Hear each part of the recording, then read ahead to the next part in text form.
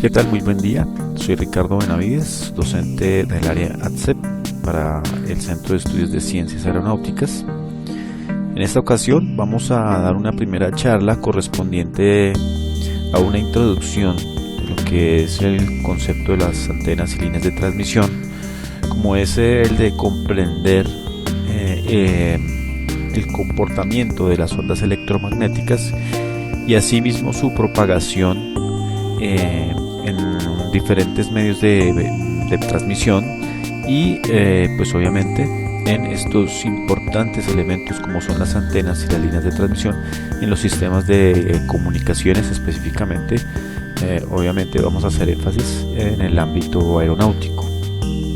Bien, una onda electromagnética pues es una composición de dos componentes, si lo podemos llamar así, que está conformado por dos campos, uno que es el campo eléctrico y otro que es el campo magnético. Como de pronto pudimos observar en la presentación que se encuentra también disponible en el aula virtual, sabemos que las ondas pueden ser representadas por medio de ondas o por representaciones perpendiculares, las cuales se van a propagar de un lugar a otro transportando energía, ¿sí? A esta propagación de una combinación entre campos eléctricos y campos magnéticos se le conoce como una onda electromagnética. Y pues en general a la radiación electromagnética se le conoce como la energía que se transmite a partir en el espacio o en otro medio de transmisión a grandes velocidades. Cuando hablamos de grandes velocidades, pues obviamente debemos tomar como referencia la velocidad de la luz. Cuando nosotros hacemos un diseño de una antena, cuando tenemos que analizar el comportamiento de propagación de una línea de transmisión, vamos a tomar como referencia en muchas ocasiones la velocidad de la luz como constante para determinar algunas de las características que más adelante vamos a ver de estos dos elementos. Para verlo de una manera más gráfica, una onda electromagnética tiene una posible forma de representación, no es la única.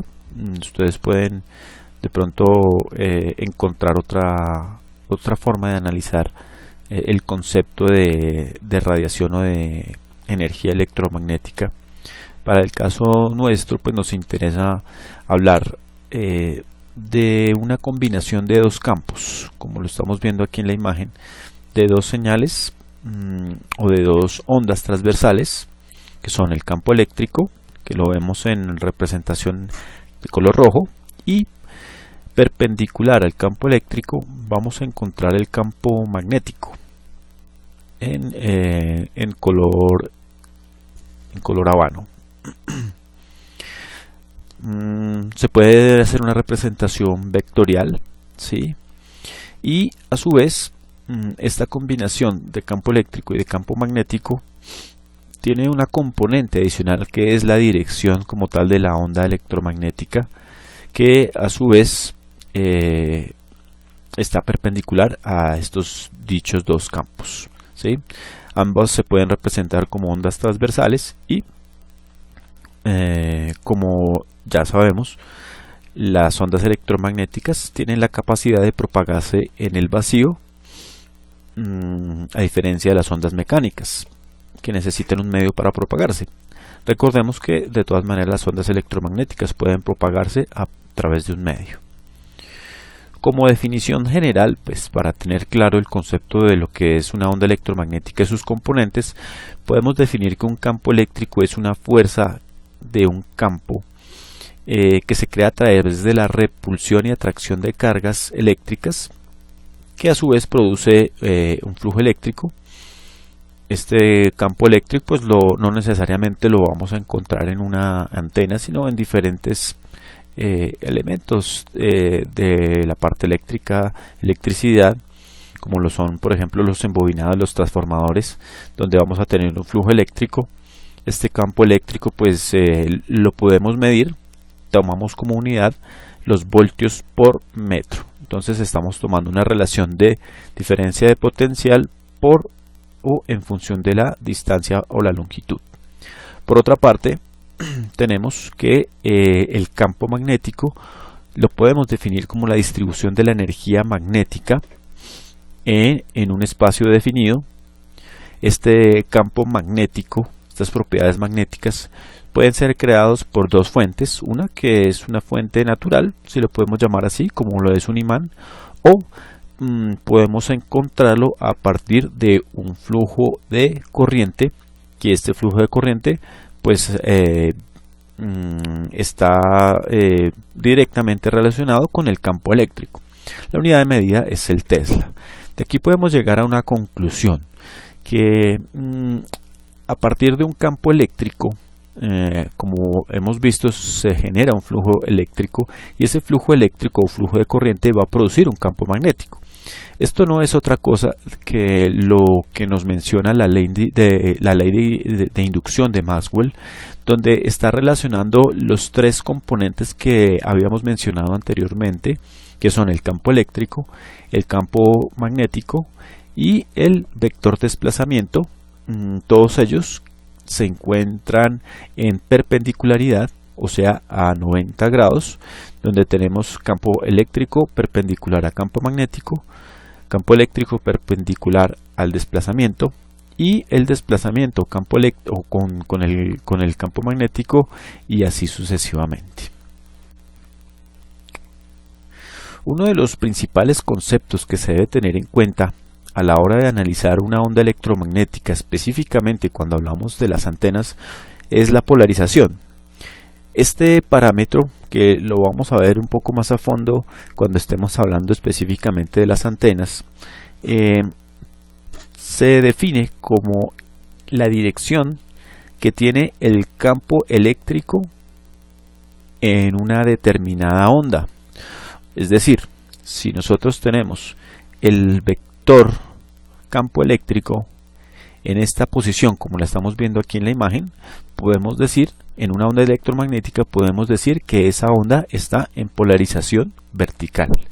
Sin embargo, si hiciéramos una rotación de esta onda electromagnética o de estas componentes y reemplazamos esta por la dirección donde está en este momento el campo magnético, es decir, donde estamos señalando en este momento, el campo eléctrico y la onda, podríamos decir que tiene una polarización horizontal. A partir de esto pues se pueden definir diferentes tipos de polarizaciones. En las antenas vamos a encontrar diferentes tipos de polarizaciones, ¿no? Está por ejemplo las que ya hemos mencionado, la vertical, la horizontal. También podemos tener una polarización circular, una polarización elíptica y combinaciones entre ellas, que como les decía, en el caso pues de las antenas es un parámetro bastante importante a la hora de ser o de aplicarse en las telecomunicaciones.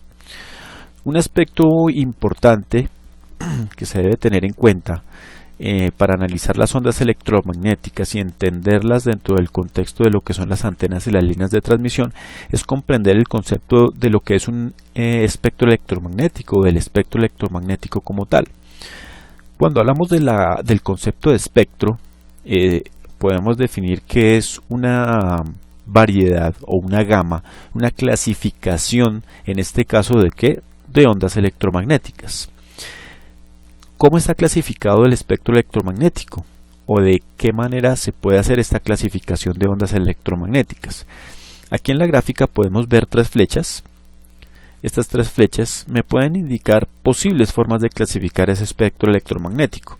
De abajo hacia arriba podemos ver que estamos viendo de menor a mayor longitud de onda dentro de las ondas electromagnéticas, de menor a mayor, en este caso inversamente proporcional a la longitud de onda, la frecuencia de cada una de ellas, y directamente proporcional a la frecuencia tenemos la energía que puede producir o que tiene cada una de esas ondas electromagnéticas.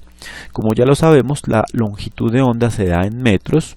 Para este caso, por ser frecuencias tan grandes como las ondas electromagnéticas, la longitud de onda a su vez es muy pequeña, por lo tanto este cuadro o esta información la vamos a dar en micrómetros. La frecuencia la podemos dar en hertz, ¿sí? Que puede estar en miles o millones y así sucesivamente unidades de hertz. Y por último la energía que la podemos dar en kilocalorías por mol. Para verlo un poco más en detalle vamos a ampliar la gráfica. Entonces podemos analizar rápidamente cuáles son los elementos de este espectro electromagnético visto desde el punto de vista de menor a mayor longitud de onda. Si lo fuéramos a ver de menor a mayor longitud de onda, empezaríamos con este componente que son los rayos cósmicos, que como tal pues su nombre lo dice, los rayos cósmicos los encontramos en el espacio. Es producido a partir de cuerpos celestes, explosiones de estrellas. A su vez podemos analizar que son ondas que tienen una frecuencia extremadamente grande y a su vez una energía también supremamente grande como tal. Luego de eso encontramos los rayos gamma, que tienen aplicaciones como por ejemplo en el caso de la medicina, ¿sí? Para hacer imágenes de diagnóstico. A medida que vamos avanzando, pues la longitud de onda va aumentando y la frecuencia va disminuyendo. Posteriormente vienen los rayos X, que tienen también aplicaciones por ejemplo en la parte de medicina, para hacer radiografías, en la parte de seguridad, para identificar objetos, por ejemplo en la parte aeroportuaria, para mirar si las personas que van a ingresar a una aeronave llevan algún elemento extraño. Entonces por medio de los rayos X se pueden utilizar, entre pues, muchas otras aplicaciones que tienen los rayos X. Luego de eso vienen los rayos ultravioleta. Los rayos ultravioleta, como su nombre lo dice, ultravioleta, significa que está por encima del color violeta, ¿sí? Dentro de la clasificación de frecuencia tiene una frecuencia mayor que el violeta, ¿sí? Y estos rayos ultravioleta tienen aplicaciones también, como por ejemplo para la medicina, para hacer específicamente en el caso de la odontología, para hacer lo que conocemos como el fotocurado. Se utiliza también en la parte de criminalística e investigación, para determinar diferentes tipos de sustancias que a simple vista no es fácil de detectar. Adicionalmente pues lo utilizamos como detector, por ejemplo, para billetes falsos. Tenemos también el ultravioleta como los rayos que emite el sol, que pues obviamente deben ser protegidos por la capa de ozono, pero pues obviamente con el deterioramiento de la misma pues es importante tener protección contra este tipo de rayos. Luego de esto viene la luz visible. La luz visible se puede clasificar de acuerdo a las diferentes longitudes de onda que producen los colores, ¿cierto? Estos colores pues dentro de la gama más importante, y clasificándolo desde este punto de vista, pues son el rojo, el verde y el azul, ¿sí? El rojo, el verde y el azul, y a partir de ellos se forman las diferentes combinaciones de colores dentro de la gama del espectro electromagnético respecto a la luz visible. Aquí está todo lo que nosotros podemos observar con nuestros ojos. Posteriormente vienen los rayos infrarrojos. Estos también tienen múltiples aplicaciones, por ejemplo en la medicina. Tenemos aplicaciones también en la parte de las comunicaciones. Algunos equipos antiguamente utilizaban sistemas de transmisión por infrarrojo que fueron reemplazados hoy en día por otros sistemas como por ejemplo el Bluetooth, los controles remotos, para sistemas de seguridad. En la parte meteorológica se utiliza para la detección de las diferentes temperaturas o los diferentes fenómenos climáticos que se pueden ver a partir de un satélite. Posteriormente a eso encontramos las microondas. aquí ya podemos hablar ya de la parte de las telecomunicaciones como tal, ¿sí? Podemos encontrar como tal todo lo que es la parte de las comunicaciones de alta frecuencia, que vamos a hablar más adelante, y pues obviamente encontramos los hornos microondas, que nos sirven para calentar los alimentos o elementos orgánicos. Por último, y el más importante dentro de la parte de las comunicaciones, pues están las ondas de radio. Las ondas de radio están clasificadas a su vez por lo que conocemos como el espectro radioeléctrico. Este espectro radioeléctrico me permite definir las diferentes bandas de comunicaciones, y para el caso de antenas y líneas de transmisión me permite definir en qué bandas o en qué ancho de banda va a transmitir nuestra antena o va a propagarse las ondas en esa línea de transmisión. Si hablamos un poco más del espectro de ondas de radio, pues sabemos que está clasificado también de menor a mayor frecuencia, de menor a mayor longitud de onda. Podemos clasificarlo también en función de la energía, y de menor a mayor frecuencia, pues entonces tenemos la ELF, que es la Extremely Low Frequency, sigue la BLF, LF, MF, Medium Frequency, HF, High Frequency, VHF, UHF, SHF, EHF. Estas son las bandas que nosotros encontramos dentro del espectro de las ondas de radio. Entonces hay que tener en cuenta que esta información o esta clasificación estaría inmersa en este punto a que estamos mencionando aquí, específicamente del espectro radioeléctrico, del espectro electromagnético a su vez. Bien, en la parte de antenas y líneas de transmisión, pues en cualquiera de estas bandas podemos utilizar una antena o una línea de transmisión, ¿cierto? Sin embargo, si vamos a hablar de telecomunicaciones aeronáuticas como tal, pues bien sabemos que las bandas que nosotros, por ejemplo, vamos a utilizar más, podríamos hablar del HF, del VHF o del UHF, que son bandas habitualmente utilizadas en la parte de aeronáutica, los diferentes elementos. Hablamos de radioayudas, hablamos de las comunicaciones aire-tierra, hablamos de las comunicaciones satelitales, que también las podemos incluir en unas bandas superiores, y así sucesivamente. Las ondas electromagnéticas en una antena se producen pues a partir de los mismos fenómenos que habíamos mencionado anteriormente. Un campo magnético variable puede producir un campo eléctrico, es decir, a partir de una inducción. Esto podría encontrarse, por ejemplo, en la parte de recepción, y viceversa, podemos encontrar que un campo eléctrico variable produce un campo magnético. Digamos que en estos dos efectos se pueden producir las ondas electromagnéticas. Cada vez que la corriente que circula por un alambre conductor, que lo es otra cosa que una antena, variando en el tiempo, el alambre emite radiación electromagnética. Es importante tener en cuenta que para que hayan ondas electromagnéticas o producción de radiación electromagnéticas, debe haber una fuente de corriente alterna, o sea, la variación de esa corriente tiene que estar oscilando o variando en función del tiempo. Estos elementos pues son los que hacen que obligue a oscilar una carga en una antena como tal. ¿De qué manera?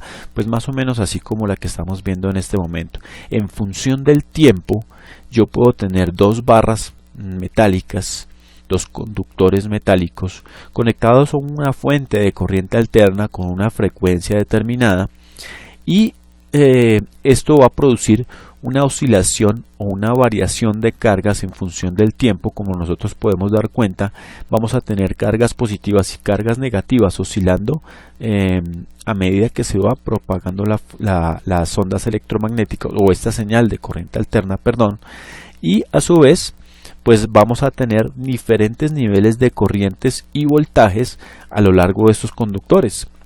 Como vamos a ver en un video más adelante, una representación práctica, pues vamos a observar que en una antena la corriente y el voltaje tienen una propagación que es directamente proporcional a la longitud de las barras de las antenas. Entonces vamos a tener máximos voltajes en unos puntos, máximas corrientes en otros puntos, que hacen pues ver de una manera más clara este ejemplo de oscilación de cargas en una antena como tal. Efectos que producen los medios donde habitualmente se propagan las ondas electromagnéticas. Hablemos del suelo.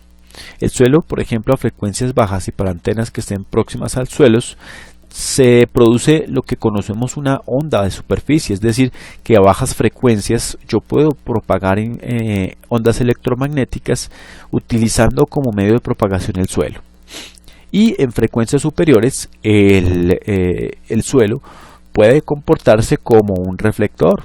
Entonces hay que tener en cuenta esos parámetros. Si estoy transmitiendo, por ejemplo, en microondas, frecuencias altas, entre comillas, sí, podemos decir que el suelo puede provocar reflexiones que sean no deseadas, generando, por ejemplo, difracciones en el momento en que obstaculizan las ondas. La atmósfera también incide como tal dentro de la propagación de las ondas. Por ejemplo, los gases de la troposfera generan una curva y generan lo que conocemos el fenómeno de refracción de esas ondas electromagnéticas, y esto pues dependiendo de la frecuencia puede ser beneficioso a la hora de propagar las ondas electromagnéticas como tal. En las microondas como tal, la atmósfera produce atenuaciones que deben ser tenidas en cuenta a la hora de diseñar, por ejemplo, un enlace de microondas en las pérdidas de espacio libre. Las frecuencias de microondas, adicionalmente, pues la atmósfera presenta, por ejemplo, lo que son los hidrometeoros, conocidos como la lluvia, la niebla, etcétera, etcétera. Producen fenómenos como absorción, dispersión y cierta despolarización de las ondas, dando lugar a la atenuación adicional. Esto también se debe tener en cuenta pues en otras gamas de frecuencias, no solamente en las microondas, y específicamente, por ejemplo, en el tema de las radioayudas es muy importante estos fenómenos meteorológicos a la hora de revisar el funcionamiento de una ayuda a la navegación aérea. Adicionalmente, pues dentro de la atmósfera encontramos lo que conocemos la capa de las telecomunicaciones como la ionosfera, que puede producir fuertes refracciones y puede producir también atenuaciones y dispersiones como tal, que se deben tener en cuenta a la hora de hacer un enlace de comunicaciones, por ejemplo con los satélites.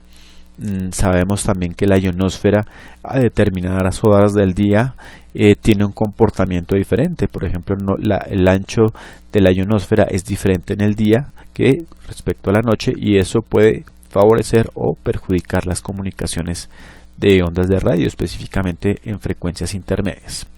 En esta gráfica podemos encontrar las diferentes trayectorias para comunicaciones por medio de ondas electromagnéticas. Por ejemplo, tenemos la onda directa R1 que va desde el punto A hasta el punto B, si lo podemos llamar así, en un enlace de línea de vista, por ejemplo con microondas, ¿cierto?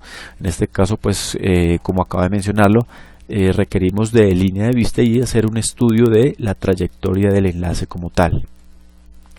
Encontramos también las ondas reflejadas, que ya habíamos mencionado que a grandes frecuencias se puede reflejar en el suelo. Estas frecuencias o estas transmisiones generalmente no son deseadas y hay que tratar de evitarlas al máximo, porque esta reflexión pues va a producir un desfase como tal en la señal de la señal transmitida con respecto a la señal recibida. Tenemos la onda refractada por la ionosfera. Estas refracciones, como les había mencionado anteriormente, nos sirven para propagar o para extender la propagación de las señales. Por ejemplo, en el caso de la amplitud modulada en el AM, que se utiliza ampliamente la propagación de la ionosfera en frecuencias de HF para transmitir a largas distancias señales de radio.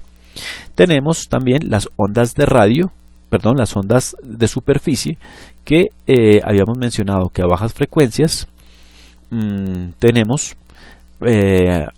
aplicaciones como tal. Por ejemplo, en aplicaciones marítimas se utiliza bastante este tipo de frecuencias, recordando que pues son frecuencias bastante grandes. Ok, para terminar, entonces vamos a mirar rápidamente las diferentes frecuencias o algunos de los principales tipos de frecuencias como tal dentro del espectro electromagnético. Por ejemplo, el VLF se utiliza en ondas de tierra, ¿sí? Como lo habíamos visto acá, R4, aplicaciones marítimas, telegrafía. Tenemos las ondas de frecuencias intermedias, como puede ser el LF, el MF, donde podemos utilizar también ondas de tierra, ¿sí? Pero a distancias más reducidas. A medida que aumenta la frecuencia, la distancia o el cubrimiento de esas ondas de tierra, pues obviamente van a ser más pequeñas como tal. Tenemos el MF y el HF, ¿sí? Frecuencias intermedias altas, donde se utilizan las ondas ionosféricas. Podemos tener antenas, por ejemplo, con polarizaciones, puede ser vertical, perdón, dependiendo, como les mencionaba anteriormente, si es día o es noche.